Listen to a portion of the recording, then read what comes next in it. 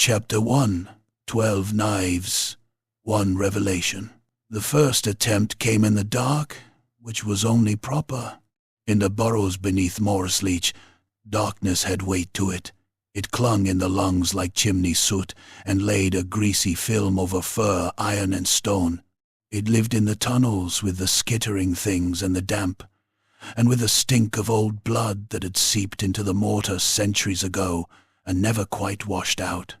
The under-empire beneath the human river city was a place of roots and rot, of crooked beams gnawed through by rats and slave teeth alike, of fungus lamps guttering with one green fire, of bells tolling from far chambers, where priests croaked praises to the horned rat over heaps of bones. Scritch Spitetail slept in a reeking slit of a barracks, dug into the flank of a larger muster tunnel. Slept was generous. Clan rats did not sleep so much as collapse. A dozen of them lay together in a nest of sour straw and old rags, packed hip to hip for warmth and to make it harder for anyone to cut a throat unseen. Harder, never impossible. Scritch woke because something hot had sprayed across his muzzle. He opened his eyes into blackness and a wet, gargling scream. A shape convulsed over him, kicking.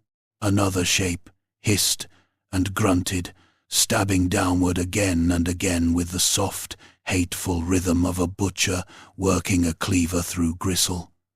The blade made a sound like a boot dragged through mud. Something fell across Scritch's chest, twitching. He smelled opened bowels, hot blood, voided fear. He did not think. Thinking was a luxury for larger rats with bodyguards. He bit. His teeth sank into the assassin's wrist. Sour leather, fur, a tendon parting under the pressure of his jaw. The killer shrieked and jerked back. Scritch rolled free of the body pinning him and came up on all fours into chaos as the barracks erupted in shrill cries. Kill, murder. Eshin. Eshin. No one knew if that was true. It hardly mattered. Every rat in the dark reached for a knife, or club, or sharpened spoon. Fungus lamps were kicked over, turning the nest into a pulsing green blur of limbs and shadows. Scritch saw only flashes. A black hooded figure stooped low, curved dagger, pale eyeshine. Another clan rat, lunging in terror, and getting his throat open so wide the front of his neck came away in strips. Blood sheeted over the floor stones. Someone slipped in it and went down screaming as feet stamped over him. Scritch darted under a swinging arm, felt a blade whisper over his scalp and carve a line from one ear to the other. Heat ran down his neck. He squealed, half in pain, half in outrage. The killer had the wrong rat. That understanding came with the utter, crystalline certainty of prey. The assassin had meant to stab someone important, and had skewered Crick one ear instead, who had been sleeping where Scritch usually did. Crick was still flopping about with 3 holes in his chest, choking red froth through broken teeth. Scritch did what any sensible Skaven would do in such a revelation. He snatched up Crick's dropped cleaver and buried it in the assassin's knee. Bone cracked. The hooded figure shrilled and folded sideways. Scritch hacked wildly, not even aiming, simply chopping at the blur until the edge lodged in ribs. The assassin clawed at him with the good hand, nails raking furrows down his cheek. Scritch yanked the cleaver free and struck again. This time the blade hit the side of the skull with a meaty thunk and stayed there. The body spasmed once and went slack. The barracks fell into panting silence, broken only by the wet choking of the dying. Scritch crouched over the corpse, blood dripping from his whiskers, his own chest fluttering like a trapped bird. Around him the other clan rats glared through the dark, every eye narrowed, every knife still raised. In the Under Empire, surviving an attack only made one more suspicious. "Not me," Scritch blurted.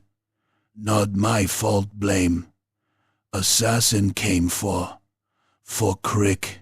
Yes. Crick made a bubbling noise that might have been disagreement. Then he died. A bigger rat shoved forward, a scarred file leader named Wretched. He kicked the corpse with one clawed foot, then looked at Scritch, then at the dead assassin. "You killed him." Scritch licked blood from his teeth. Yes. Wretch's eyes narrowed further. "Why would assassin come here now? Why kill Crick? Why not you?" the other clan rats muttered. Scritch felt the whole room sway toward him like a noose tightening. 1 murder in the dark could be chance. 2 was intrigue. 3 was opportunity. He spread his hands, trying for innocence, and only achieving something twitchy and pathetic. Because I am low, small, worthless, very worthless. No reason to kill me. That, at least, had the ring of truth. The knives lowered a fraction. Wretch spat on the floor. "Drag bodies out. Sleep when able. I'll tell Claw Overseer at bell." No one asked where the assassin had come from. No one wanted the answer. Scritch did not sleep again. The second attempt came at feeding. By the noon bell of the lower tunnels, the whole barracks was already whispering. Crick had owed chits to a dozen rats. The hooded corpse had vanished before dawn, hauled away by unseen hands.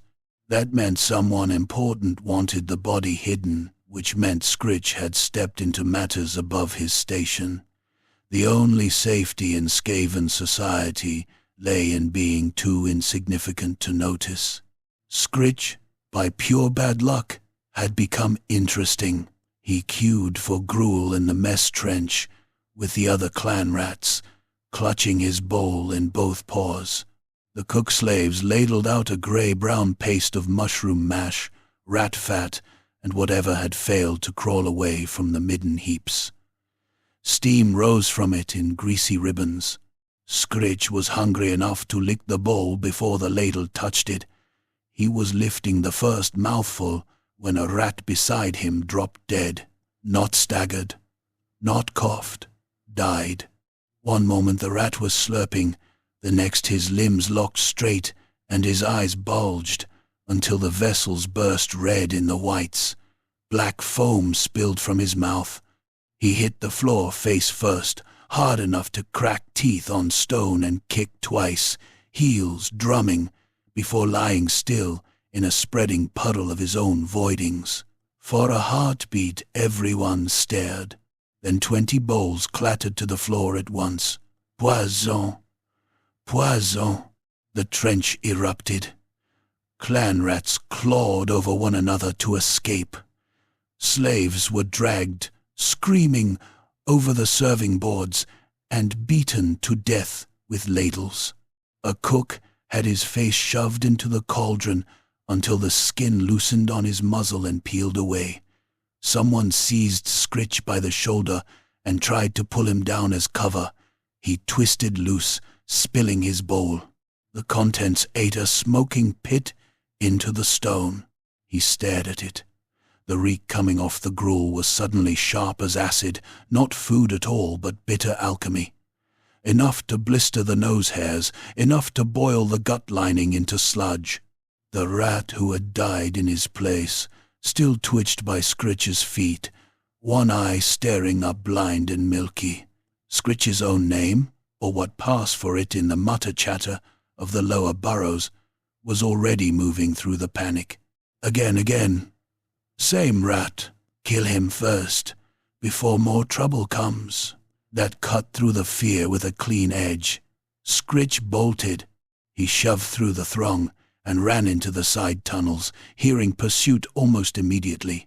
Not assassins. Not this time, just fellow clan rats deciding it would be safer if misfortune wore someone else's fur. Their feet rattled behind him on wet stone. He could hear wretched bellowing for order, and others shrieking over him. Scritch took 3 turns blind, ducked under a hanging root thick as a man's leg, and launched himself through a drainage slit into a narrower runnel where slime came to the ankles. He hit hard, rolled, and did not stop. Filth splashed up his shins. His lungs burned. The tunnel bent left, then right, then opened onto an old storage gallery lined with empty casks and split crates. He jammed himself beneath one and listened. The pursuers skittered past, some above, some below. Their voices faded into the general roar of the burrow. Scritch crouched in the dark, shivering. His cheek stung where the assassin had scratched it. His scalp bled sluggishly under the crusted fur. He could still see the stone hissing where the poisoned gruel had splashed. 2 attempts. By nightfall there would be 3. It became a pattern after that. Not a rational one, not the sort any orderly mind could chart, but a rhythm of hatred and chance that wrapped itself around Scritch's life like wire. A tunnel brace collapsed just as he scurried beneath it, only for the rotten timber to crush the rat behind him instead, and leave Scritch pinned in a pocket of dust and darkness, while splintered beams pulped screaming bodies on either side. A scryer warlock's misfiring pistol exploded in a test gallery, showering jagged brass and hot warp flame through a rank of onlookers. Scritch, shoved flat by the blast, watched a shard the length of his hand scythe through 3 necks in a row before embedding in the wall beside his ear with a hiss. The air smelled of burnt fur and cooked meat. One of the bodies ran 3 more steps before realizing its head was mostly gone. A plague sensor swung loose over a dorm pit and smashed apart where Scritch should have been sleeping, vomiting out a cloud of green vapor that melted eyes in their sockets and turned coughing to bloody froth. He had traded places that night for a heel of stale fungus bread. A pair of gutter runners sprang from a ceiling culvert and dropped on him with hooked blades, only to collide mid-leap with a drunken packmaster wrestling a squealing rat-ogre pup. The whole knot of them went over a parapet into a sump 30 feet below. The splash was followed by a lot of screaming, and then by chewing. Each time, Scritch crawled out shaking, slick with someone else's gore, and each time the looks turned stranger. By the 7th day, no one would sit near him. No one would share a fire basket, or even spit in the same ditch. Rats touched claw to brow as he passed, not from respect but from warding fear. Rumors clung to him thicker than lice, blessed, cursed, watched, marked. Scritch began to believe them. At first it was only a trick to steady his nerves, a mutter to himself in the dark. Yes, yes, chosen, that is why I yet live. But the Under-Empire made faith from filth as easily as it made plagues from corpses. The idea took root. 12 killers, 12 failures, 12 times death had leapt and missed. What else could it mean? In a world where strength was taken, not granted, survival itself was the loudest omen. On the evening of the 12th attempt, he stood on an ammunition crate outside a fungus lamp shrine and declared it aloud. The audience was miserable. 6 half-starved clan rats, a mange-ridden runner with one eye, 2 slaves too afraid to leave, and a plague monk silently scraping sores with a hook. Still, Scritch spread his arms grandly, bandages crusted to his head wound, one sleeve burnt away from the pistol blast, and let his voice rise. See, look! 12 times struck at, 12 times spared. Pawned one guides my steps. Great fate waits. Greatness. One of the slaves snorted before catching himself. The plague monk tilted his head. Scritch bared his teeth and pressed on, swept up by the sound of his own conviction. Others die fall, yes, yes. Weak ones, unmarked. But I remain. Why? Because Scritch Spitetail is not no rat. I am Claw of Destiny, Fang of Ruin, chosen among the countless. A crossbow bolt punched through the crate between his feet. He yelped and leapt backward as a second bolt skimmed his ribs. The little gathering exploded in all directions. The plague monk was already running before the first shaft stopped vibrating. Kill him! Kill the wrong one this time. The voice came from the high dock above the shrine tunnel. Shapes moved along a maintenance ledge.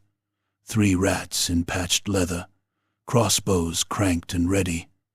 Not gutter runners, not subtle enough. Hired blades, desperate ones. Scritch hit the ground scrambling and fled down the side passage, bolts clacking sparks from the wall behind him. One took a slave in the spine as it blundered across the tunnel mouth. The impact spun the wretch around and dropped it in a heap, kicking and clawing at the shaft jutting from its chest. Scritch ran hunched low, tail lashing, ears full of his own breath. He took corners at random, left at a collapsed idol niche, right through a refuse sluice where the floor was carpeted in bones and greasy rags, down a stair tunnel cracked with age and lined in old masonry that predated the burrows. The shouting behind him grew fainter, then louder, then fainter again. He no longer knew this part of the underways. That should have frightened him more than the assassins. Instead, a feverish exhilaration had him by the throat. His blood sang. His wounds seemed distant things worn by another rat. The world had narrowed to speed and stink and the hot, impossible certainty that he could not die yet because his story had not reached its grandest chapter. He burst through a split timber door and almost ran straight into the void. The chamber beyond had collapsed long ago. Half the floor had given way into a deeper vault, leaving a lip of broken stone around a great black pit. Ancient pillars, green with damp, thrust up from the darkness below. Bronze pipes riddled the walls like fossilized roots. Old dwarf work, by the look of the fitted blocks beneath the skaven graffiti and claw marks, a place from before the burrows, before Morrisleach, before memory. Scritch skidded at the edge, pebbles pattering into the gulf. Behind him the assassins closed in, their feet sharp on the stair. He wheeled, knife out, chest heaving, ready to sell his life dearly if this was the hour. Their eyes shone at the doorway. One raised a crossbow. Then the cracked floor under them broke. With a sound like a snapped spine, 3 slabs dropped at once. The lead assassin vanished with a shriek. The other 2 flung themselves back, but one caught the edge badly and went over up to his waist. He clawed at the stone, heels scrabbling. The surviving crossbowman tried to haul him up and got a knife in the hand for the trouble. Both disappeared together, shrieking curses into the depths. Silence came back in pieces. Pebbles clicked down the shaft. Far below, something heavy hit with a wet smash. Screech started. Then he began to laugh. It came out high and ragged and unbelieving, echoing off the old vault walls. He clutched his sides and laughed until his scarred scalp throbbed and his ribs ached. 12 times! 12 times! They came with knives, poison, plague, fire, shot, and every time the world itself had swerved to spare him. He was chosen. There, in the aftermath of his laughter, he saw the glimmer, Something lay wedged in the rubble near the lip of the pit where the broken floor had sheared away. Not fungus light, not reflected lamp fire, a pulse, a green, hungry wink from under dust and shattered mortar. Scritch crept toward it, every nerve alive. He pulled aside a slab no heavier than a shield, and found an old bronze torque wrapped around a lump of blackened stone shot through with luminous veins. Warp stone, enough to make his gums itch merely looking at it. The metal was carved with 13 tiny rat skulls, linked jaw to tail, each gnawed smooth with age. The air around it seemed warmer than the chamber, and somehow fouler, as if it had been sealed away precisely because even Skaven had once found it too vile to keep close. The thing thrummed when he touched it. Pain shot up his arm, a white, iron agony that clenched his teeth shut. He jerked, but could not let go. Green light flared through the cracks in his fingers.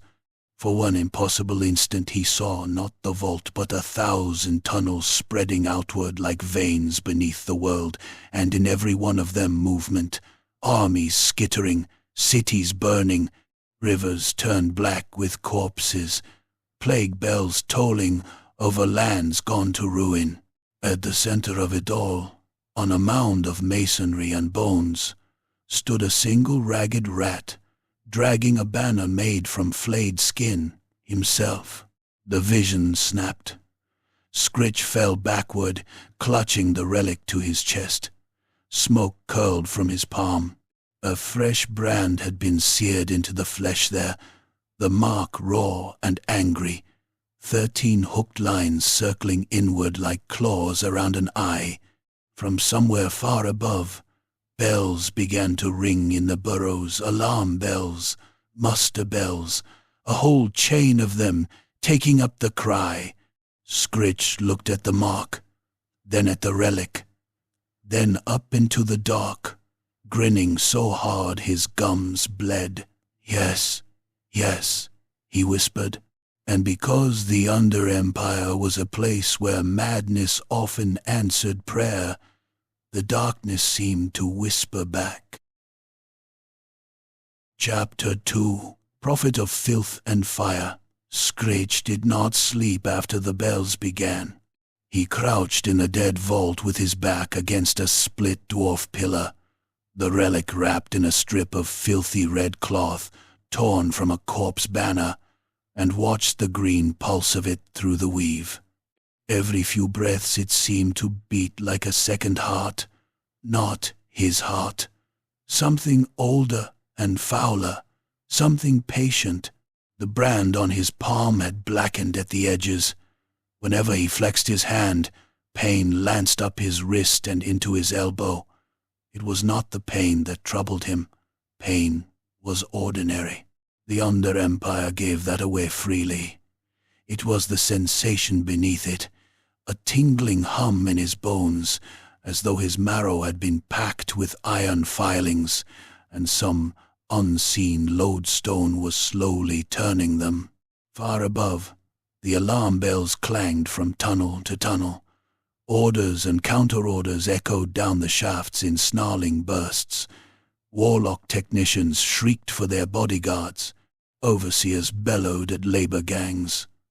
Somewhere to the east, a mob had turned murderous already.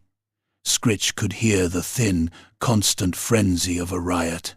The burrow was tearing at itself again, which meant it had returned to what Skaven considered normal. He licked his cracked lips and dared to unwrap the relic for a second look. Even in the dark, the warpstone veining inside it glimmered like swamp fire trapped in old blood. The bronze torque that gripped it was heavy and pitted with age, each of the 13 rat skulls on it worn almost smooth. Yet when Scritch rubbed grime away with his thumb, he saw tiny runes gouged into the inner curved dwarfwork, perhaps hacked over later by Skaven claws. Binding signs, wards, warnings. He could not read any of them, but he felt them. The relic had once been hidden on purpose, buried, bricked up, feared. A better rat might have taken that as reason to throw it into the pit. Scritch stuffed it back under the red cloth and tucked the bundle against his chest. "No, no," he whispered. "Mine." His voice sounded different in the chamber. Bigger, not deeper, precisely, but sharpened by conviction. He was no longer merely Scritch Spytail, barrack scum, gruel scraper, almost murdered nobody. He had seen the shape of his fate blazing for an instant in green fire. Ruin walked with him now. Greatness, too. In the Under-Empire, those were often the same thing. He climbed out of the old vault by a narrow maintenance stair, choked in rubble, and came up 2 levels below the shrine tunnels in a forgotten run of storerooms used mostly by the crippled, the diseased, and rats so far from favor they were left to rot in peace. The place stank of old mildew, charred fungus, and the sweet, sharp taint of open sores. Threadbare slaves huddled in alcoves around grease lamps. A pair of wounded tunnel fighters diced with knucklebones on an overturned crate, one of them using finger joints that were not all his own. In another cell-like chamber, a plague monk sat humming to himself, while lice moved like living velvet through his fur. When they saw Scritch step from the dark with dried blood on his muzzle, burns up one arm, and the red-wrapped bundle clenched to his chest, all conversation died. His reputation had reached here before he had. He could smell it in them. Fear, sweat, curiosity, hungry superstition.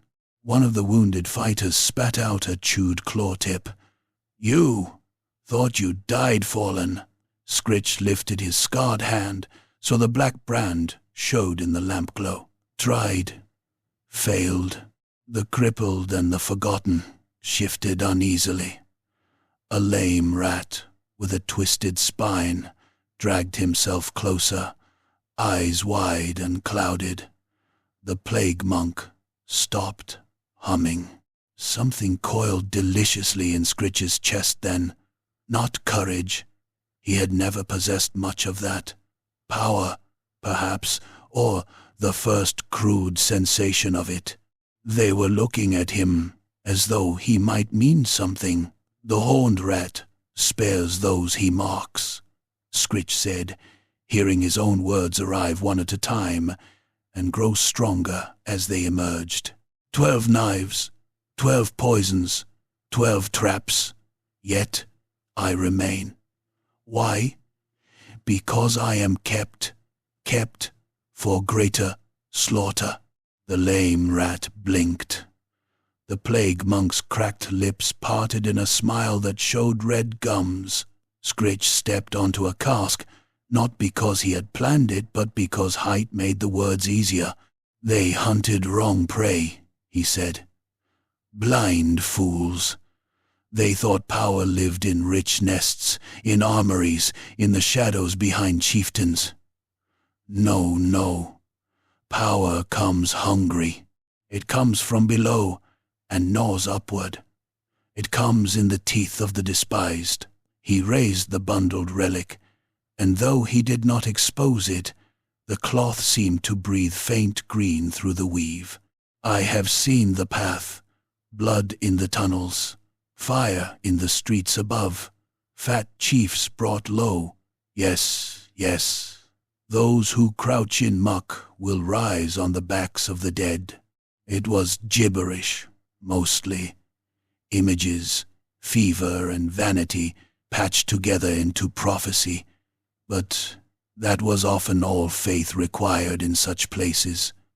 The hungry hear destiny more clearly than the full. By the time he was done, 6 rats had fallen in behind him. By the end of the next bell, he had 14. They were the sort of followers only a Skaven prophet could love. Cripples, cast-offs, mange-ridden scavengers, failed fighters with split noses and missing ears, plague-shy lunatics, a nursing slave mother whose pups had been taken for meat, 2 gutter scrubbers armed with rusted chisels, and the plague monk, who introduced himself only as Brother Scurf and never once stopped smiling. Scritch called them his claw pack. He armed them from middens, dead falls, and the bodies of the inattentive. A dead packmaster yielded a barbed whip. A fevered weapon slave coughed out his teeth while Scritch took the man-catcher from his cooling hands. One of the gutter scrubbers stole a brace of cracked shields from a guard niche and lost 3 fingers for it when the previous owner noticed. The shields were still useful. A little violence bound them faster than speeches. The first true test came at a ration store near the lower fungus terraces. Scritch had led the claw pack there because they were starving, and because the keeper, a thick-necked bruiser named Call, had once kicked him down a stair for licking spilled mash from the threshold. Greatness did not erase old insults. It merely added new, more theatrical reasons to repay them. Call had 4 guards with him, and a hooked pole for beating back the desperate. The store itself was a squat chamber fronted by iron bars, stacked with sacks of mushroom meal and crocks of rendered fat, while rats outside fought over peelings. When Scritch strutted to the front of the queue, brand visible and red-wrapped relic under one arm, Call squinted at him in disbelief. "You, barracks filth, back in line, or I break. Brother Scurf plunged a stolen butcher's spike into Call's thigh. The storekeeper squealed and went to one knee. Before the guards could react, Scritch's ragged little pack hit them like sewer dogs. There was nothing elegant in it. No formation, no discipline. Just abrupt feral bloodlust from creatures who had lived too long beneath the boot. A guard brought his cudgel down and smashed the jaw off the nursing slave mother. Bone burst through fur. She stayed upright long enough to drive her chisel into his groin 3 times, each hit wet and crunching, before he caved in the side of her skull. Another guard took a shield rim across the mouth and spat teeth in a pink arc. Brother Scurf scrambled up his back, gibbering hymns, and sawed the rat's throat open with a rust-dulled knife so slowly that the blade grated on vertebrae. Scritch went for Call himself. The storekeeper tried to rise, using the pole as a crutch. Scritch chopped low with a hatchet, looted from a corpse pile, and split Call's kneecap. The joint opened like rotten fruit. White splinters punched through the skin.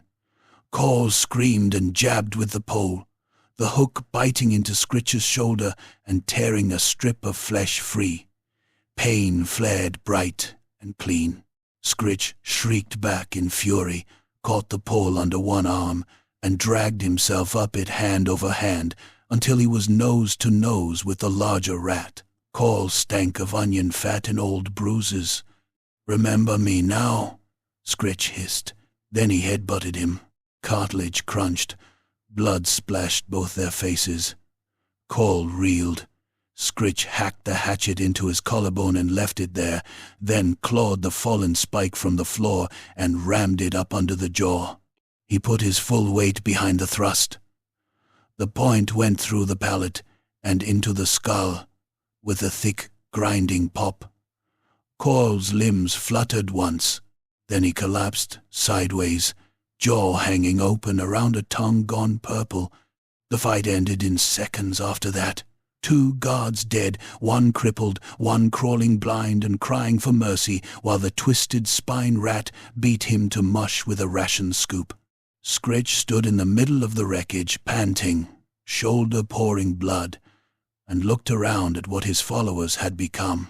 They were grinning, not because they were brave, not because they were loyal, because he had led them to meat and murder and won. In the Under Empire, That was as close to holiness as most creatures ever came. "Take all," Scritch ordered, voice ragged. "Food, blades, armor straps, strip the bodies, leave heads on spikes." Brother Scurf clapped sticky hands together. "A sign.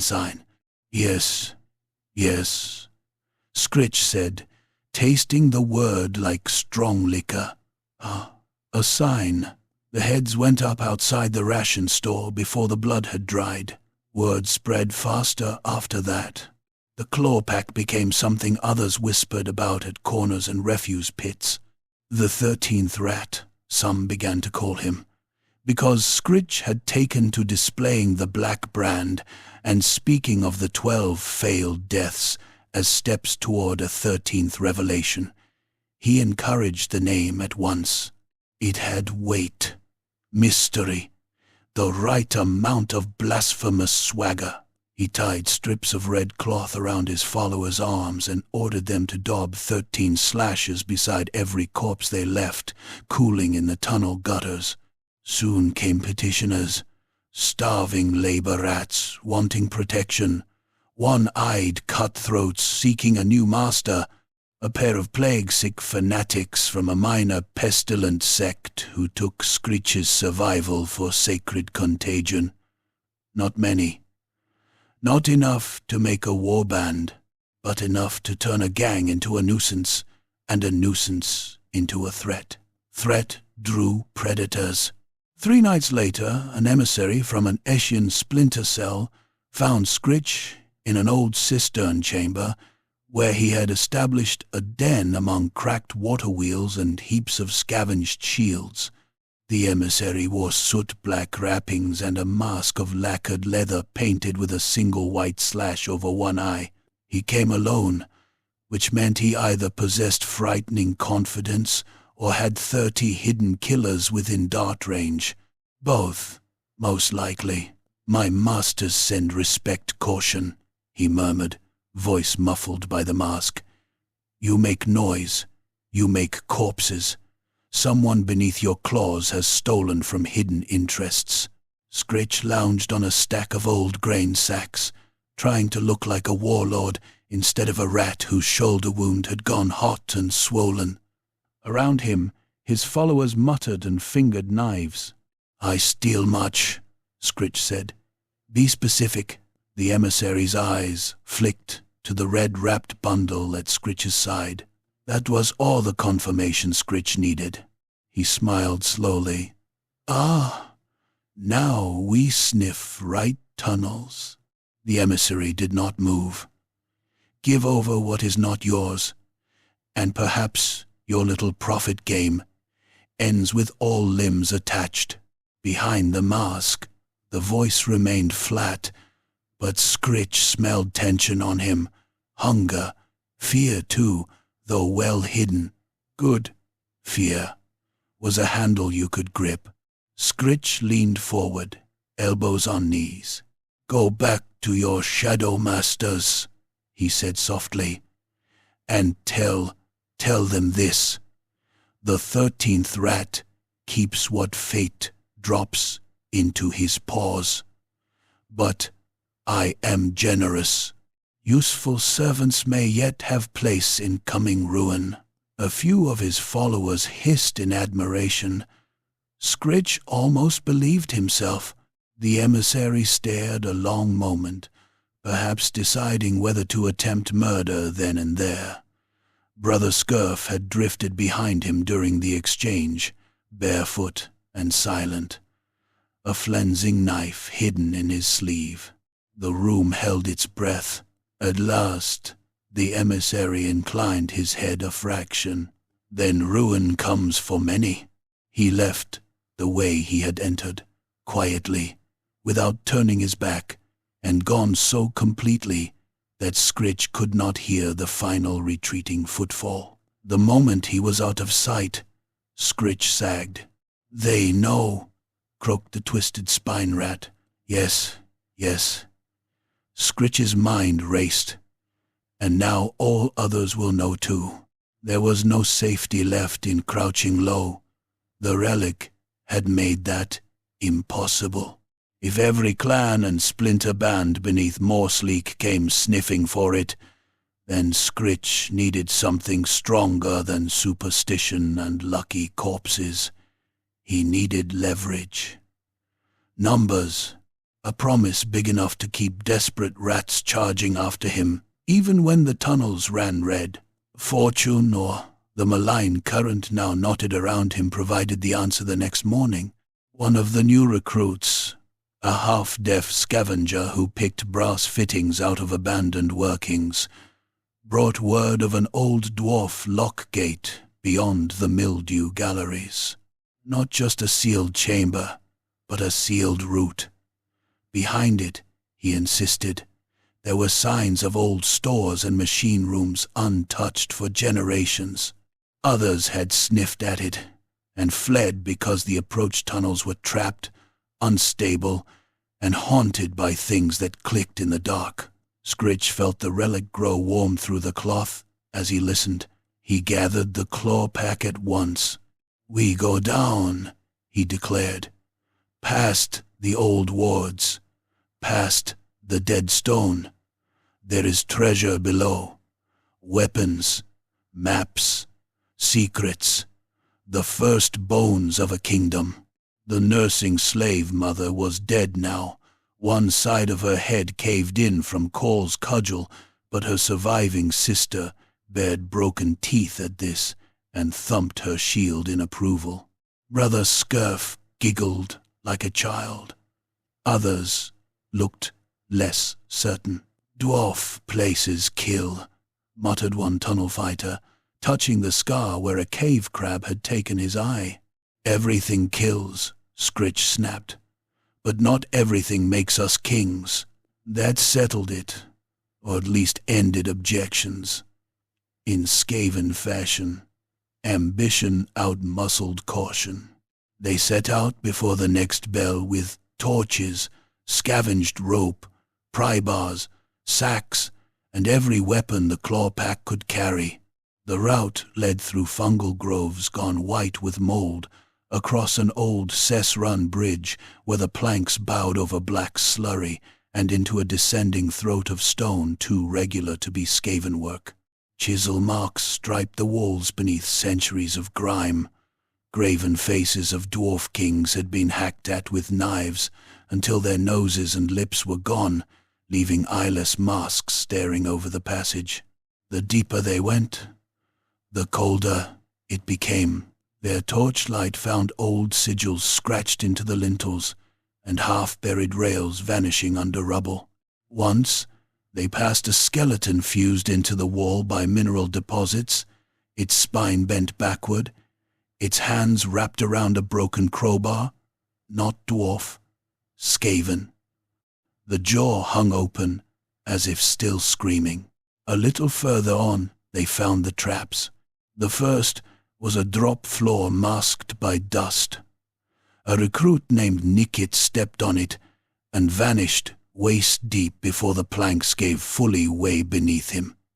He screamed all the way down. The spikes at the bottom punched out through his armpits and one eye. He kicked for nearly a minute while the others watched from the edge. Brother Scurf wanted to climb down and harvest the body before it cooled.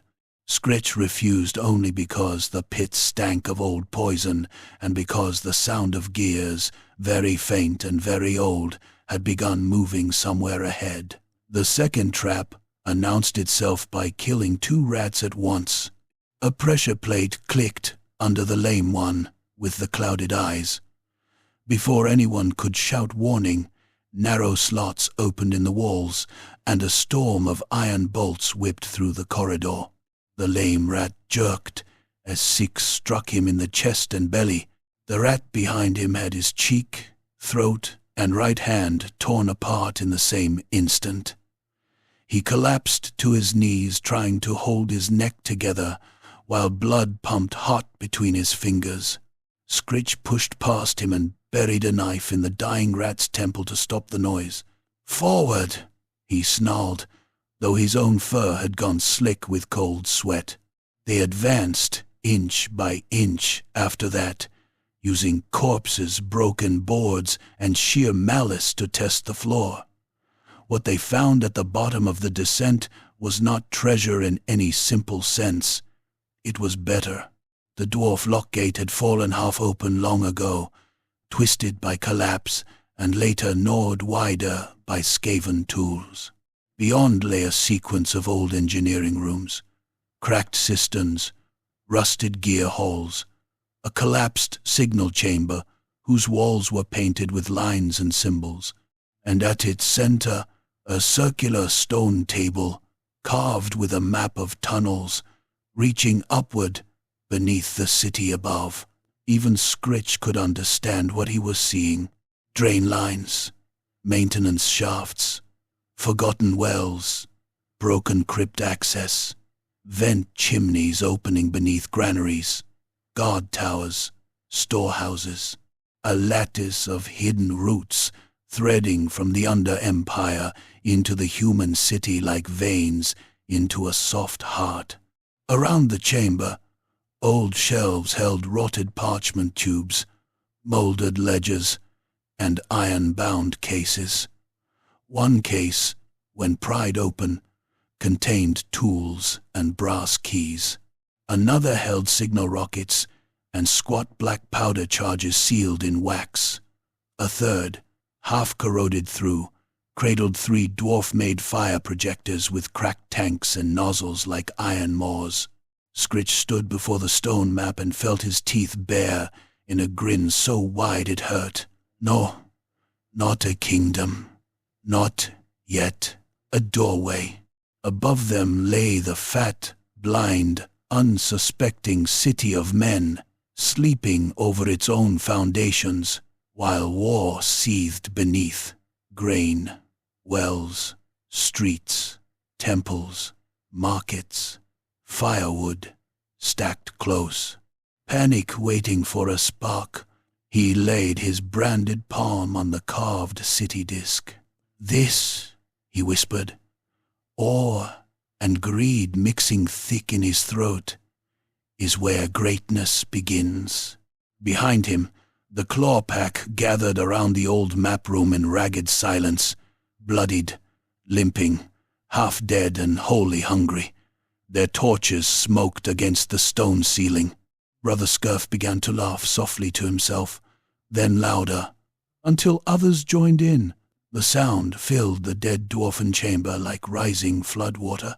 Far off in the tunnels behind them, something answered with a bell-like metallic click, as if another hunter had caught their scent. But Scritch did not turn. He was staring upward, through earth and masonry and darkness, toward the city he had not yet seen and already intended to ruin.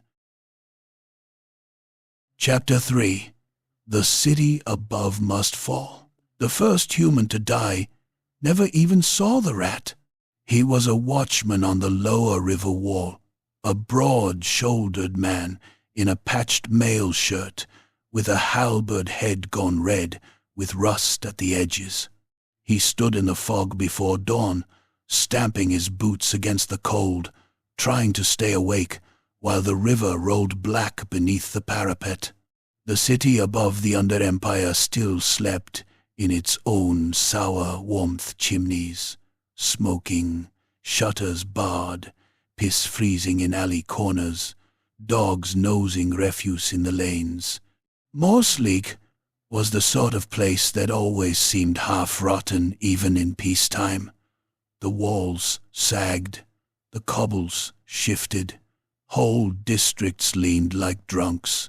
Its people had the narrow, suspicious faces of those who expected taxes, plague, or war, and were rarely disappointed. Below all that, something moved in the dark. The watchman heard the scrape first.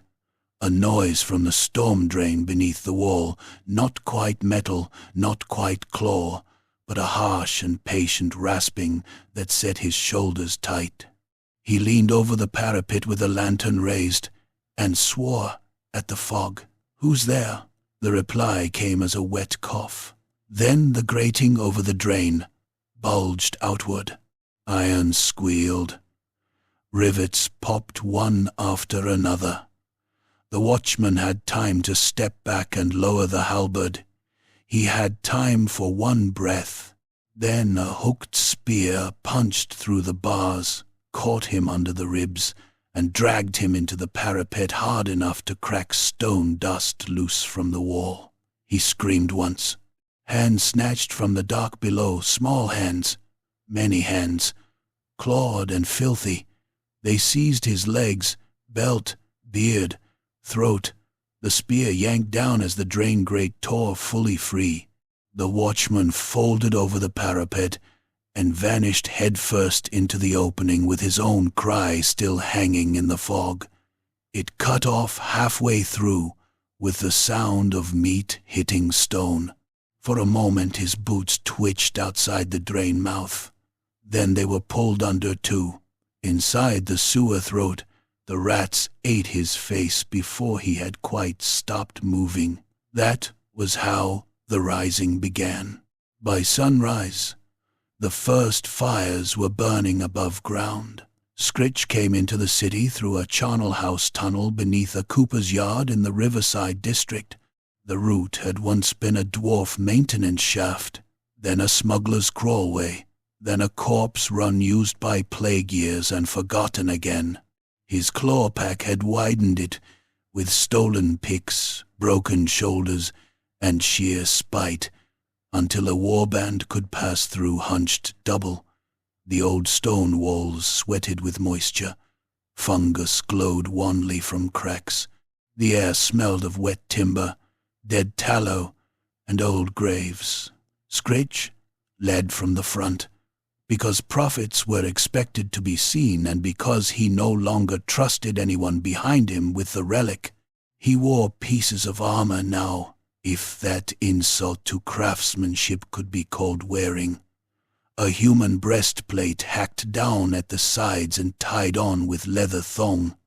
One iron pauldron taken from a dead tunnel guard. Strips of red cloth wrapped around his forearms and tail. The relic itself hung at his chest in its bronze torque, the black stone nestled in filth-stained wrappings, its green pulse leaking through like swamp light through skin. It had burned a hollow in his thoughts over the last days.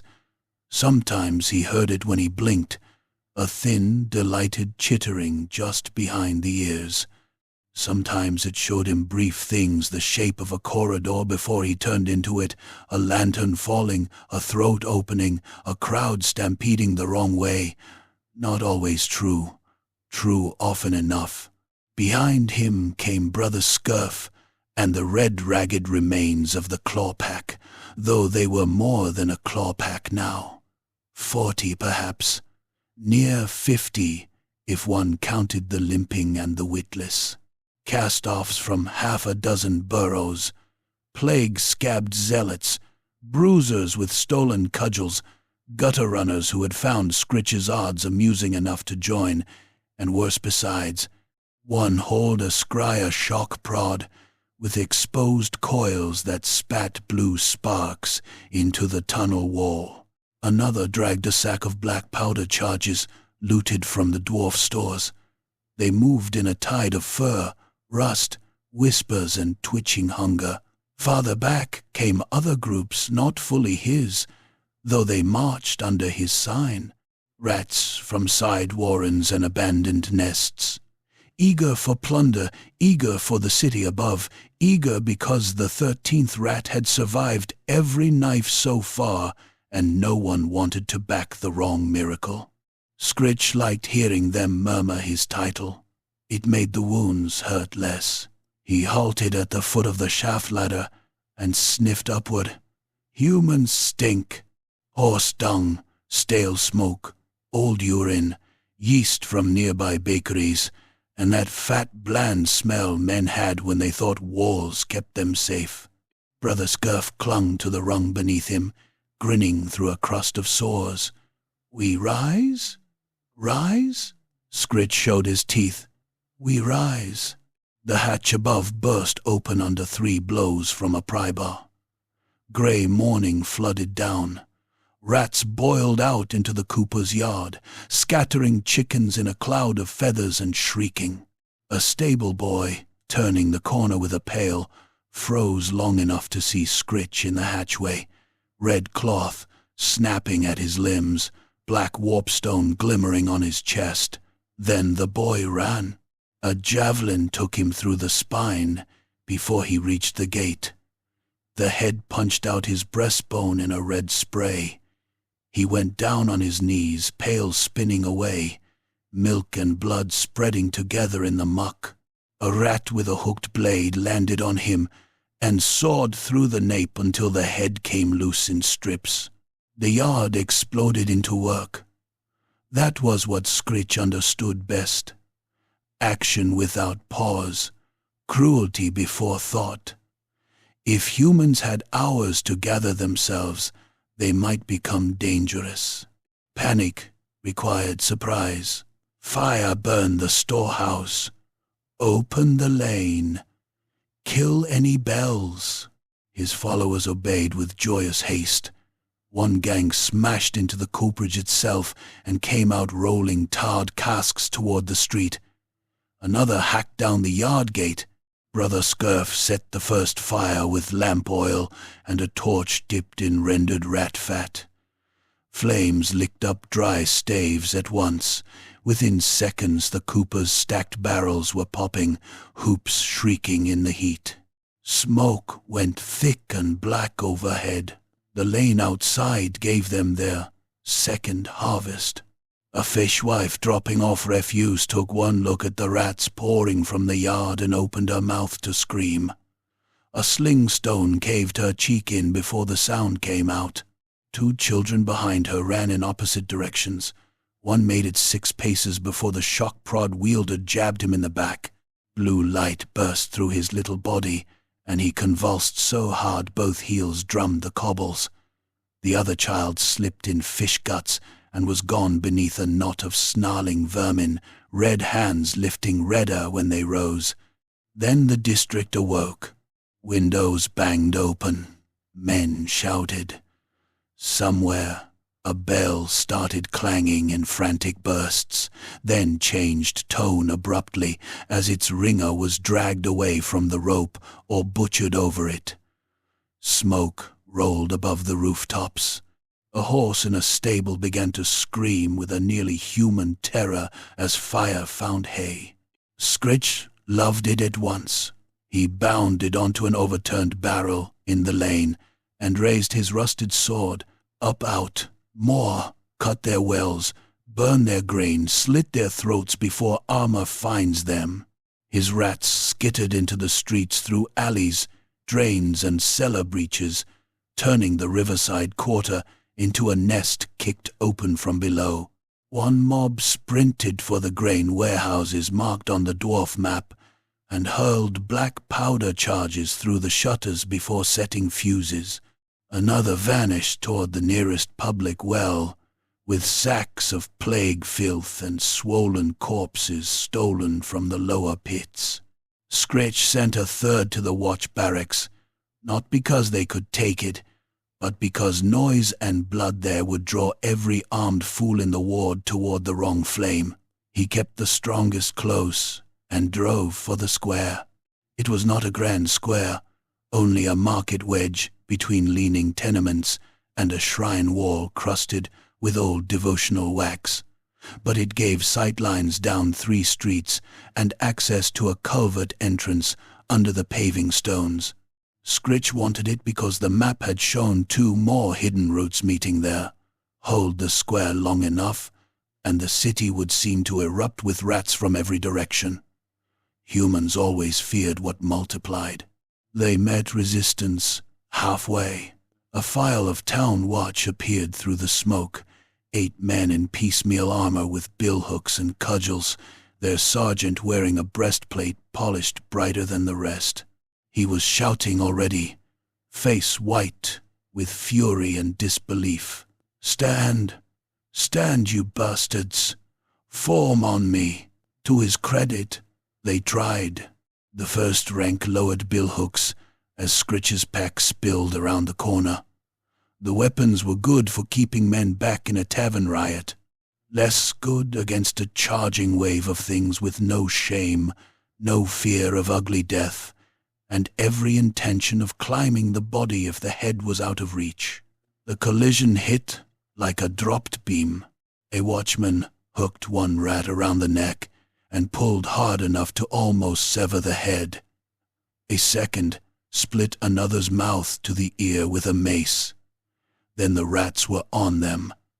Not fencing, not soldiering, a swarm of blades and teeth and shrieking weight. One human vanished from the waist down beneath bodies, and came up again only because his own comrades were retreating over him. His guts were in the street, steaming in the cold. Brother Scurf leapt onto another watchman's back and drove a nail-studded awl through the base of the skull again and again until the man's legs folded. The sergeant was better than the rest. He smashed a rat off its feet with the rim of his shield, stamped its throat flat, and lunged at Scritch with a short sword that hissed through the smoke like silver. Scritch twisted aside a fraction too late. The blade skated across his stolen breastplate, tore the leather binding, and bit into his flank. Hot pain spilled down his thigh. He squealed and slashed back. The sergeant caught it on the shield and punched forward with the boss, smashing Scritch across the snout hard enough to spray blood and loosen a tooth. For an instant, the world whited out. The relic flared cold against his chest. He saw the next movement before it happened. The sergeant stepping in, shoulder turning, sword hand lifting for the finishing thrust. Scritch dropped, not back down, into the muck, letting the thrust pass over his spine. He hacked low. The sword bit through the back of the man's knee. Tendons snapped like wet cords. The sergeant bellowed and fell lopsided. Scritch surged up under him, claws scrabbling for purchase on mail, and drove the rusted blade under the chin. It caught in the mouth, burst out through one cheek, and stuck halfway. The sergeant's eyes widened inches from Scritch's own. Blood bubbled over his tongue. He tried to speak, and instead coughed a red sheet into Scritch's face. Scritch planted both feet on the man's chest and yanked until the sword came free in a shower of teeth. The watch line broke after that. Men turned and ran. Rats hamstrung them from behind, opened them at the groin, or swarmed them down in doorways. One desperate watchman got as far as the shrine wall before a black powder pot from Scritch's looters arced in through the smoke and landed at his feet. The blast took both his legs off above the knee and punched a crater in the cobbles. He was still trying to crawl with his hands when the flames reached the stump fountains pumping from his thighs. Scritch limped into the square, panting through blood and laughter. It was working. Everywhere the city's shape was being bent by fear. Smoke columns rose from the grain stores by the river. Bells clamored from distant towers, without pattern or authority. Civilians ran in knots, some dragging bundles, some children, some nothing at all. Dogs tore free of chains and vanished. Cart horses bolted riderless through the lanes, with eyes white and rolling. The wells would be fouled by now. Half the quarter would think the world ending. The other half would think it a riot, a raid, a fire, anything but the truth. That hesitation was worth more than a regiment. Then the other Skaven arrived. They came not from his culverts but from the adjoining street, in disciplined files, grey-furred clan rats with proper shields and long spears, their armour lacquered dark, their standards marked with the forked rune of a local verminous war captain. At their head strode a thick-bodied champion with brass cheek guards and a halberd taller than any man's, flanked by two rat-ogre handlers dragging a hulking brute on spiked chains. Screeches green faded. So, They had come to profit from his breach, or kill him and claim it. Probably both. The champion lifted his halberd and barked over the din. "Seize the streets! Kill man-things! Kill red rags too if they squeal!" Treacherous efficiency. "Skaven to the marrow," Scritch answered by pointing his sword at the champion's face. "Mine," he snarled. The relic pulsed again.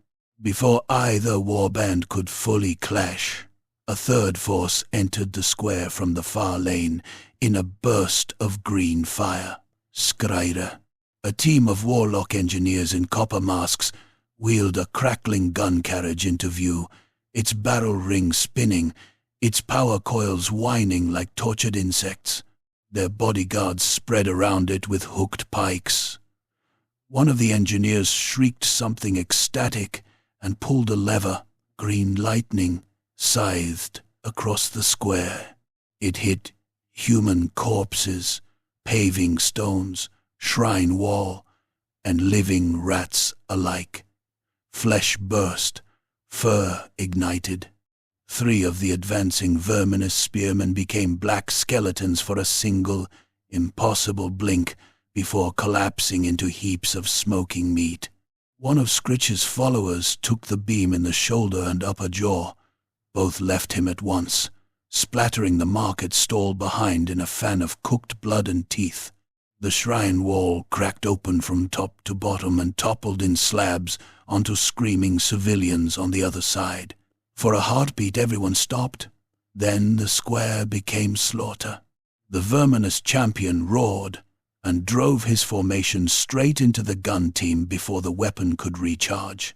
Scritch, seeing advantage where a more honorable creature might have seen danger, led his own red rags into the flank of both. Men from the watch, rallied by some desperate sub-officer, charged in from the smoke at the same moment, with pikes leveled and mouths wide in prayers. Steel met flesh from 3 directions at once. A pike went through a clan rat's chest and out the spine. He still managed to drag himself up the shaft far enough to bite the human's nose off before dying. A verminous halberd took a watchman from shoulder to hip, spilling him in 2 wet halves that slapped apart on the stones. Scritch vaulted a dead mule, landed on a Skryre bodyguard's back, and dragged his knife across the neck seam under the helmet. Hot blood jetted over his forearm. Brother Scurf ducked under a pike thrust and opened a man from groin to sternum with a curved flensing blade. The guts came out in a steaming rope, and Scurf laughed while the man tried to hold them in. The rat ogre broke loose. One moment its handlers were hauling at the chains, trying to turn it toward the watchline. The next, a Skryre fireburst caught one handler full in the face and left him burning, clawing at melted goggles. The brute surged free, a mountain of scarred flesh and iron staples, one arm ending in a cleaver-like gauntlet. It hit the melee and simply erased bodies. A human vanished under one backhand, ribs and spine snapping with an audible crack. A verminous spearman was picked up by the legs and used to batter 2 others off their feet before the ogre bit his head off and spat the skull into the shrine rubble. Scritch saw all of it through a haze of smoke and arterial spray, and in the middle of it he understood the relic's truth more clearly than ever. It did not make him invincible. It made everything nearby worse. Ambition, fear, greed, panic, it pulled them tight as bowstrings and let them sing. Every blade drawn against him found another neck first. Every plan around him rotted into frenzy. He was not the center because he commanded it. He was the center because calamity wanted a place to gather. The square was already lost in any ordinary sense. That no longer mattered. Scritch had what he needed. Proof. The city was open, its streets choked in fire and blood, and below it the deeper machine still waited. He whistled sharp through his teeth. The signal for retreat, drilled as best anything could be drilled into his rabble. Not all heard, not all obeyed. Those close enough peeled away toward the culvert grates and cellar breaches that laced the square. Brother Scurf came last, dragging a sack of black powder over one shoulder and wearing someone else's scalp like a hood. Behind them the melee raged on, scryer lightning flashing green off wet cobbles, while the rat ogre tore a priest in half on the shrine steps. Scritch dropped into the culvert mouth and let the dark swallow him again. The sounds of the city changed overhead as he descended. The din became thunder through stone, collapsing beams, bells, distant screaming, the muffled cough of explosions. Men were dying above. Rats were dying above. More would come, many more. The breach could not be hidden now, not ever again. He reached the old map room beneath the city, with blood drying stiff on his fur and smoke still in his lungs. Rats were already there, messengers, looters, scavengers, opportunists drawn by the turmoil. Some carried sacks of bread, silverware, church plate, severed fingers still wearing rings. Others brought tidings of fires spreading into the granaries, of wells befouled, of barricades forming in the northern lanes, of rival clans moving through the underways to seize the access shafts. The engineering chamber seemed smaller now, tighter, as though all that violence above had pressed the earth downward. At the center stood the great stone diagram, and the old dwarfen controls connected to it, valve wheels, corroded levers, pressure gauges filmed with grime, and beneath them, the deeper root lines carved into the bedrock. Channels, flood sluices, maintenance ducts, reservoir feeds, the bones of a system big enough to break more than a ward if properly abused. Scritch limped to the table and laid both hands on it. His palm brand throbbed. He could feel the city overhead through the stone, not literally, but as pressure, weight. A swollen thing balancing on old pipes and older secrets. One push in the right place and streets would drown, walls would crack, foundations would sink. Not ransom, not mere raiding. Ruin with a broader mouth. Brother Scurf came to his shoulder, eyes bright as fever. More below down? Scritch stared at the valves until their shapes blurred into possibility. Yes, yes, he said. The city above is only first bite, and overhead. As if answering him, something vast collapsed with a muffled boom that shed dust from the ancient dwarfen ceiling like grey snow. Chapter 4. Greatness, glorious, and awful. By the time the city began to drown, it was already burning. Morsleach had the look of a carcass open from both sides. Above ground, whole streets were choked with smoke so thick it turned daylight into a bruised green dusk. Flames licked along crooked rooftops and leapt alley to alley on washing lines, timber eaves, and old rot. Church bells hammered from towers blackened by soot. One had cracked down the middle from heat and panic ringing, so that its note came out wrong, a sickly, stammering clang that seemed less like warning than madness-given sound. Men shouted in the streets until the shouting became screams.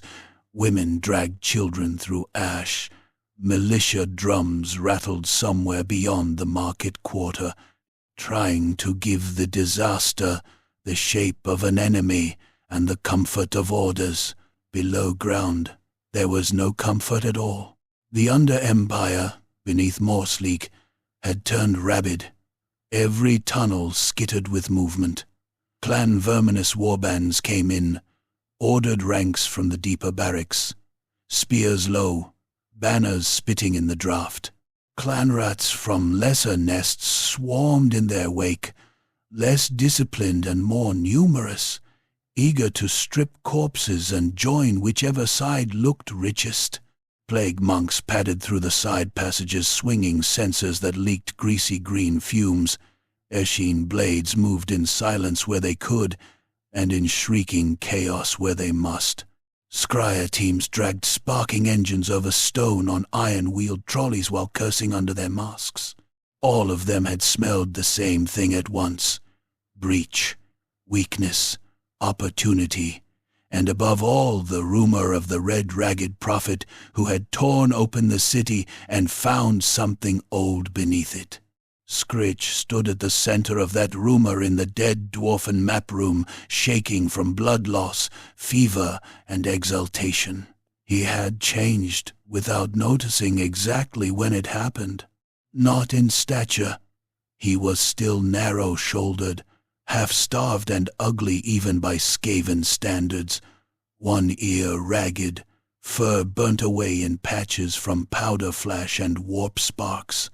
But something in the way he held himself had swollen into monstrous certainty. He wore scavenged armor over rags and drying gore, the hacked-down breastplate, iron plates strapped over one thigh, a human officer's tattered red sash wound around his waist like a badge of office. His muzzle was crusted with black blood, not all of it his own. One eye had swollen half shut from a mace blow above ground. The relic hung at his chest on its bronze torque, no longer fully wrapped, the black stone pulsing through exposed green veins with a wet, hungry luminance. It painted the hollows of his face corpse light green, and threw every tooth in his grin into sharp relief. Around him, the old engineering chamber seethed. Brother Scurf and the remnants of the Red Rags had turned the map room into a shrine, a fortress, and a slaughter yard all at once. Human corpses stripped in the streets now lay piled against one wall, their clothing torn for bandages and trophies. The heads of captured rival Skaven sat on spikes between the old dwarfen gauges, mouths stuffed with greasy candle, ends in mockery of prayer.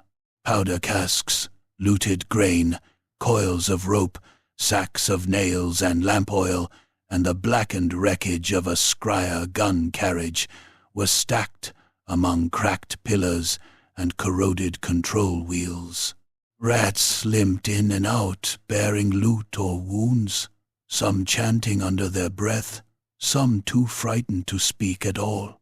The air was thick with blood iron, lamp smoke, and the tang of old machinery waking after centuries of neglect. Messengers came one after another, and every one brought more ruin. The North Ward's rise fight. Men things make pike walls. Scryer takes the southern drains. They bring more lightning engines. Verminous wants tribute kneeling. They say the city belongs to their war captain. Plague priests poison all wells and curse your name for stealing glory. Scritch took the news with a fever-bright smile, hearing only confirmation in the chaos. The city was not resisting. It was ripening. He stood before the dwarfen control plinth at the center of the chamber and laid his branded palm on the cold stone. Under the grime, ancient carvings showed lines radiating outward beneath a circular carving of the city overhead.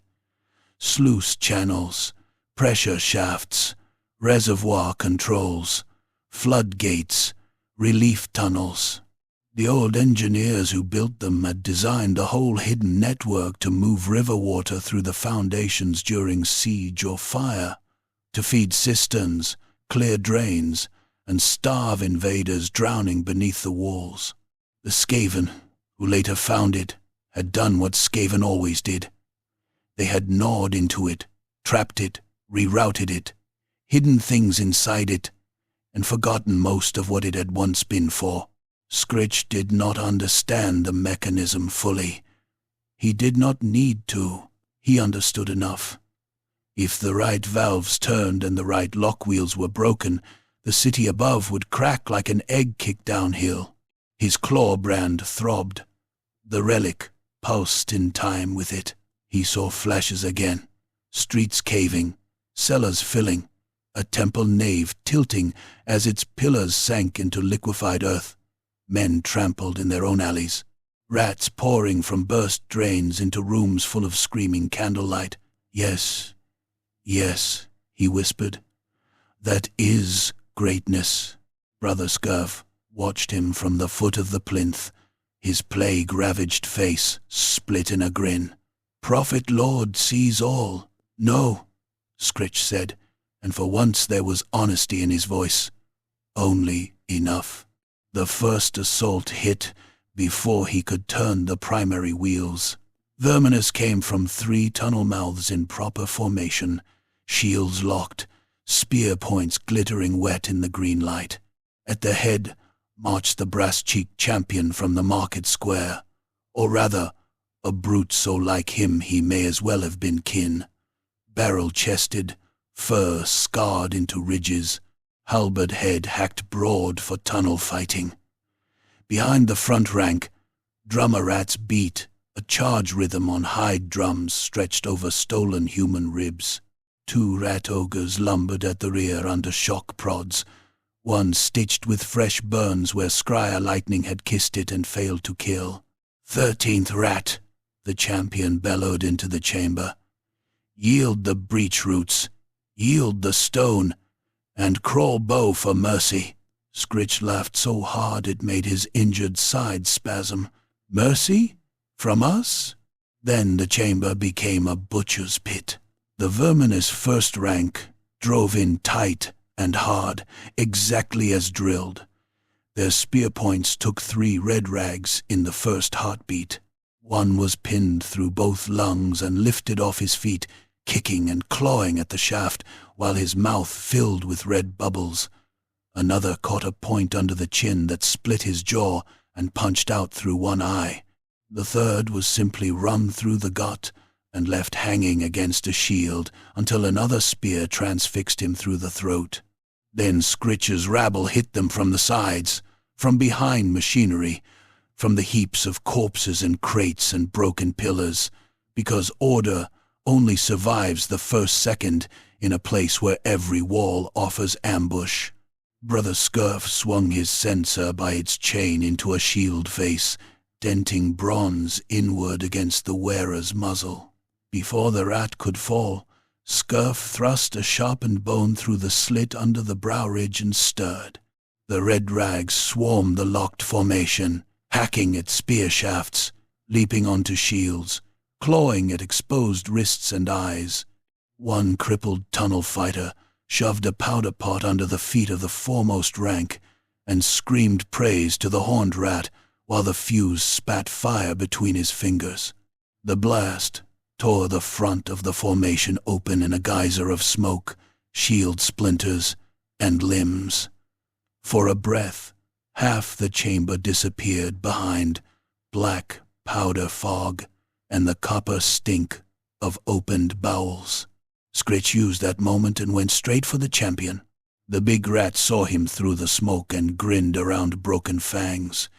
He came on with the halberd low, using its hook to catch and hurl aside 2 of his own wounded to clear a path. Scritch darted left. The champion read it, reversed the haft, and slammed the butt into Scritch's ribs hard enough to make something pop. Breath vanished. The next cut shaved a ribbon of skin off Scritch's shoulder and split the breastplate strap. He stumbled, nearly went down, and only the relic's cold throb kept panic from swallowing him whole. Then he saw it. Not magic exactly. Timing. The champion's back foot planting in blood on polished dwarf stone. The slightest skid. Scritch dropped under the return swing, came up inside the halberd's reach, and rammed his rusted sword into the champion's lower belly with both hands. The point punched through leather, flesh, and the soft-packed loops of gut behind. The larger rat roared and head-butted him, Bone cracked in Scritch's face. His vision burst white, but he was already wrenching upward with the blade, opening the champion from navel to sternum in one ugly, dragging heave. The wound did not gape at once. Then it did. A hot mass of viscera slithered over the torn armor and hit the floor steaming. The champion stared down at himself as though insulted. His grip loosened. Scritch let go of the sword, snatched the fallen rat's own dagger from his belt, and buried it 3 times in the throat. On the last thrust the blade struck spine. Blood jetted high and painted the dwarfen controls in a dark arterial fan. When the verminous line saw their leader come apart, the fight shifted from assault to panic in an instant. One rat ogre broke free and charged. It smashed straight through its own rank in its hurry, trampling 2 spearmen flat, then bounded into the red rags in a froth of foam and rage. Its cleaver gauntlet swept once and took a pair of bodies off at the waist. Scritch saw a follower stagger 2 steps with his top half still trying to scream while his lower half remained kneeling. Brother Scurf darted in under the monster's arm and was flung away by the backswing, hitting a pillar hard enough to dent the stone and leave half his teeth on it. A scryer shock-prod wielder saved the chamber by pure malfunction. He jammed the crackling fork against the ogre's stitched flank, just as its copper coil overloaded. Green fire burst outward in a sphere. The wielder vanished. So did half the ogre's face. For an instant bone, eye jelly, and teeth were lit from within like lantern paper. The beast reeled, shrieking, slammed blindly into the corroded lockwheel nearest the main sluice conduit, and tore it half free from the plinth before collapsing in convulsions. The chamber shook. Far above, somewhere in the city, there came a deep subterranean boom followed by a rain of dust from the ceiling. One of the sealed pipes along the wall belched brown water through a cracked seam. Rats paused mid-kill and looked up. Scritch's grin returned, wider than before. There, break all, turn them. He launched himself at the damaged lock wheel and heaved. Others joined him, red rags, looters, maniacs, who did not even know what they were doing except that destruction had finally found a lever. The ancient metal protested with a grinding scream that set teeth on edge. Rusted bolts sheared, one by one. Brother Scurf, blood running from his split scalp and nose, jammed an iron pry-bar into the mechanism and shrieked with laughter as Scritch hauled. The wheel gave. Somewhere, in the depths below them, chains began to move. Not fast, not dramatically. With the slow, terrible authority of mass waking from restraint, huge, hidden counterweights shifted. Old water gates, crusted shut for generations, began to rise on their rails. Reservoir pressure found roots it had not tasted in centuries. The second assault came at the same time as the first flood surge. This one was Eshin. They did not announce themselves. Shadows simply detached from the ceiling beams and wall recesses and arrived with knives. One red rag had his throat opened so cleanly the sound stopped in the middle of the word he was speaking. Another took twin blades in both kidneys and was still turning in confusion when the assassin yanked them free, red fountains pumping down his legs. An Eshin killer landed on Scritch's back, one arm snaking under his chin, the other driving a triangular spike toward the seam under his left arm. The relic burned ice through Scritch's chest fur. He slammed himself backward into the plinth. Once, twice. On the third impact he felt ribs crunch that were not his own. The assassin hissed and tried to spring away. Brother Scurf, cackling, caught the killer by the ankle and brought him down. The plague monk held him just long enough for Scritch to stomp the face to slurry. Bone went soft under repeated blows. Eye matter and teeth pasted the floor. Mine, Screech panted again, though whether he meant the relic, the chamber, or the city itself was no longer clear even to him. Then the floor jumped beneath them. The first real break in the city above had opened. Water slammed through the side conduits in a roar. Not a clean river rush, a choked, grinding torrent thick with silt, filth, rats, broken timber, and old trapped air. One side tunnel vanished behind a wall of brown foam. 3 wounded verminous survivors were picked up and driven headfirst into a grate hard enough to flatten skulls. The impact burst one body open at the seams. Another conduit vomited upward through a maintenance shaft, spraying the chamber in a freezing rain that smelled of river, mud, cess, and long-sealed stone. Overhead, the city began to answer. They could hear it now through the foundation, distant crashes multiplied by hundreds, masonry buckling, beams snapping. Human cries suddenly intensified and abruptly cut short. A tower bell ceased mid-peal with a single colossal crack. Somewhere, a powder store or granary blew, the concussion punching a puff of dust from every join in the chamber. Screech climbed the plinth like a prophet ascending an altar and tore the red wrappings fully off the relic. Green light filled the map room. Every face there went corpse-pale in it. The black stone's veins pulsed bright as molten poison. The 13 rat skulls on the bronze torque seemed to grin. The brand on Screech's palm glowed raw through the blood. He raised the relic above his head and screamed so loudly, his torn voice scraped like metal.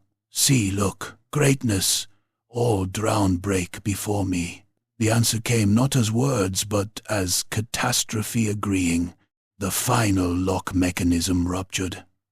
One of the old dwarfen gauges exploded in a spray of glass and brass. A support pillar, already weakened by powder charges, split from top to base with a gunshot crack. The ceiling dropped a foot in a shower of rock splinters.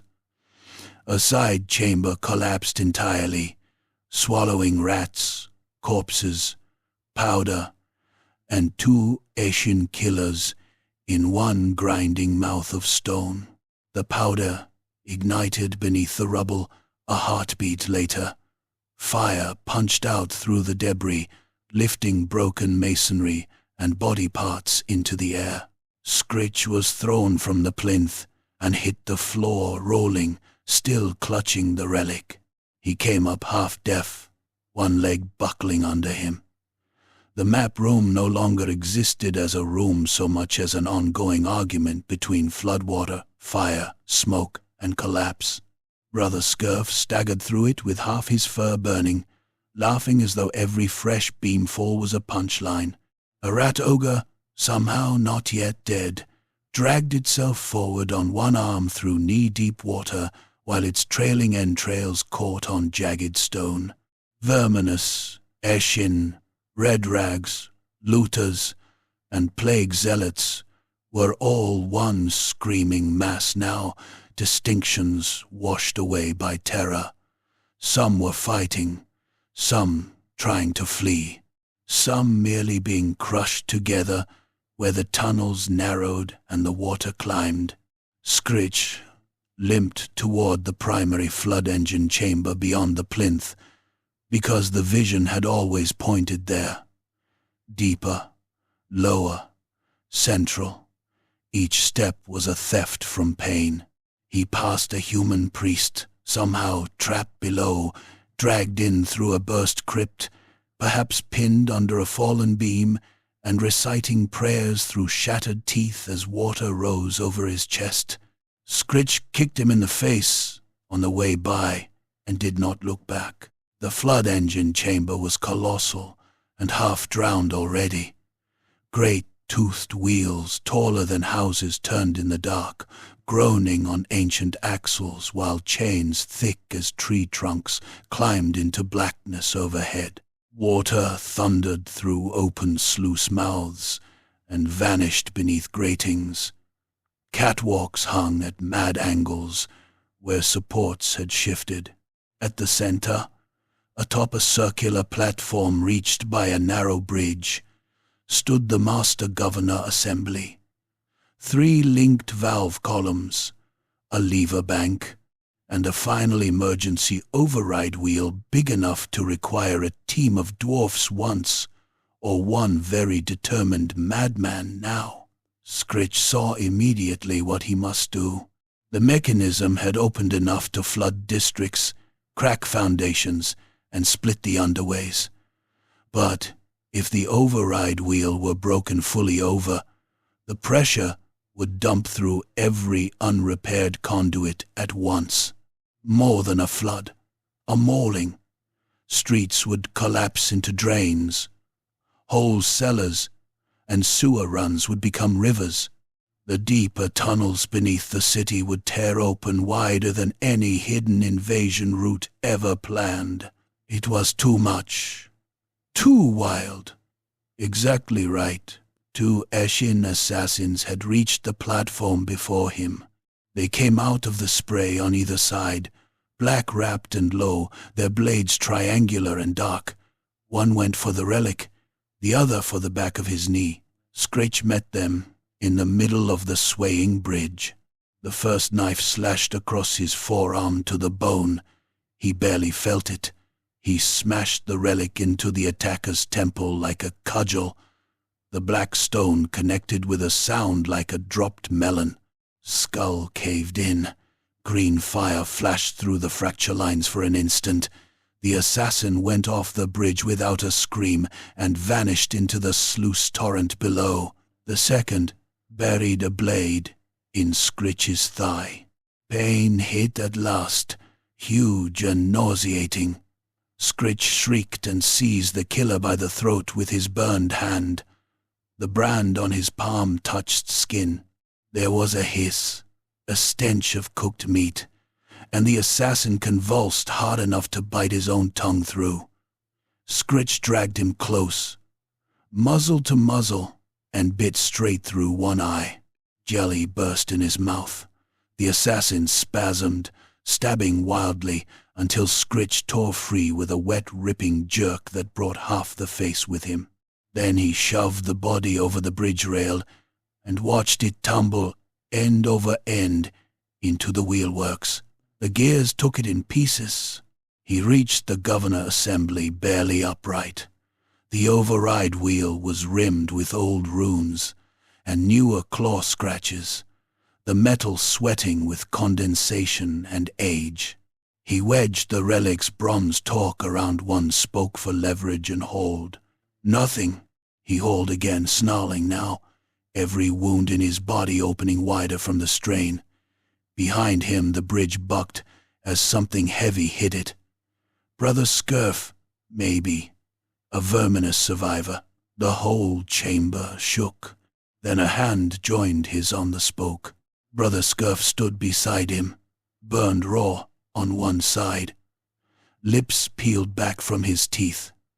Eyes bright with worship and madness. Great One, the plague monk rasped. Together they heaved. The override wheel turned. Not much. Enough. All through the hidden skeleton of Morsleach. Pressure found every weakness at once. Above, streets burst open in jagged lines. Cellars vanished beneath black water. Entire rows of riverfront houses tipped sideways as their foundations slumped into undermined earth. A temple floor split under kneeling refugees and dropped them into a boiling dark alive with debris and claws. Barricades built by desperate militia simply folded when the ground beneath them liquefied. Wells erupted upward in fountains of filth. Fire met flood and became steam clouds rolling through alleys full of blind, screaming people. The city did not merely burn or drown, it came apart. Below, the Under-Empire rejoiced and died in equal measure. Tunnels became torrents, warbands vanished whole, powder stores blew, plague vats shattered, rat ogres broke free into the crush. The flood engine chamber roared like a beast finding its lungs. Brother Scurf began to laugh again, and this time the laugh broke halfway through because a chain overhead snapped and the falling iron hook took him from shoulder to hip in a single descending stroke. For an instant he remained standing in two attached halves. Then he fell away from himself into the foaming water. Scritch was alone on the platform. He should have fled then. There were routes, perhaps, catwalks to higher shafts, debris to climb, blind luck to trust. He had made a life from less. Instead, he stood in the green light of the relic and watched the world answer his ambition. Around him, everything collapsed toward myth. Was this what prophecy felt like?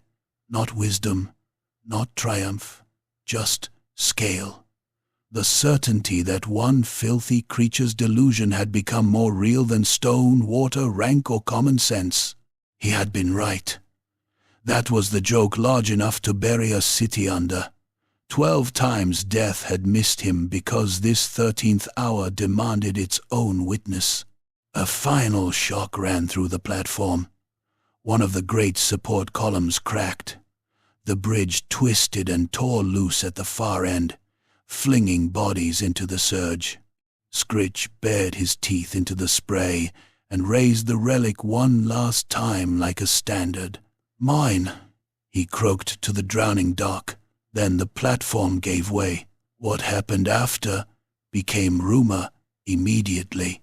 Some said the 13th rat was crushed under the engine with the relic fused into his ribs, and that any who dig too deep still hear him scratching.